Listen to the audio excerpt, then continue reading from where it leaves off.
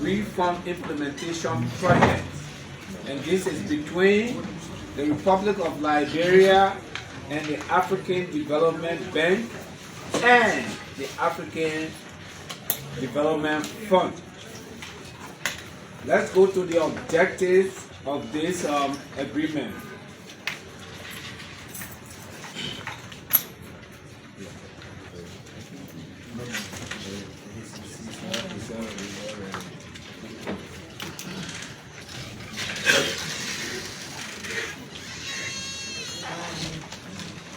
The objective of the new agreement has some outcomes and some activities.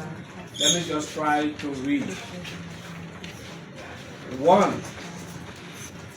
It is meant for the enhancement of gender-sensitive tax policy.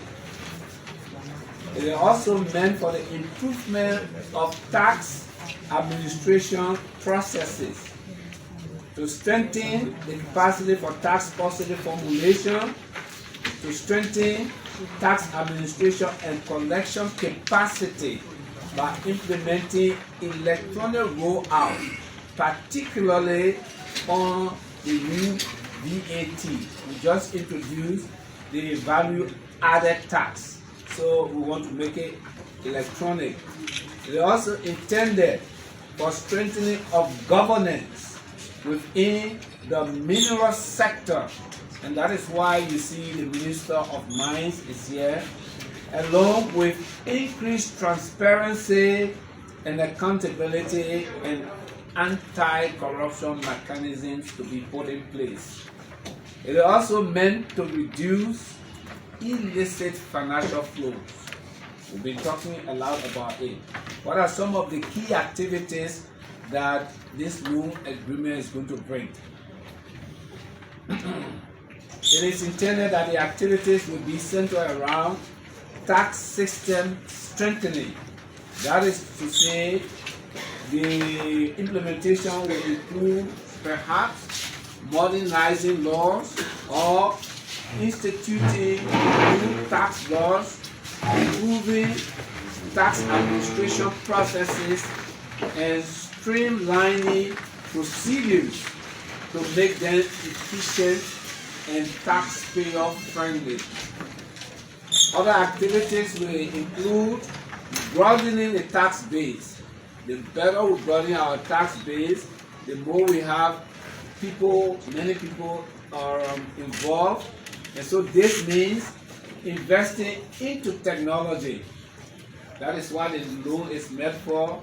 It will also invest into training, and will also invest into the best way for us to enhance the ability for the tax authorities to be able to collect revenue and combat tax evasion.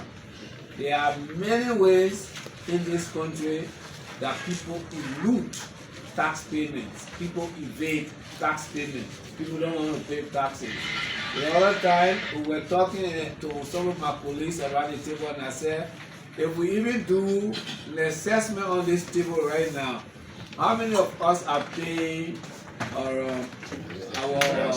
real estate or our law says, no, I'm sorry, our law says, even if you have a land and it is not being used, you're supposed to pay taxes on it. And so we hope to bring into this technology into the system so that we can capture everywhere. It is also going to talk about different activities on how to improve transparency, accountability, and how to address issues of non-compliance. And this is a major one. We hope the loan agreement can talk about it. We are not going to forget about fiscal discipline and sustainability.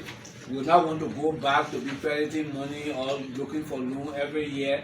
And so it should be able to put in a process or a means of how to sustain these processes and technology and everything that we put in place for it to continue.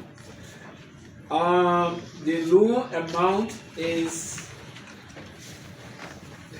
$5 million 144,796. They call it units of account.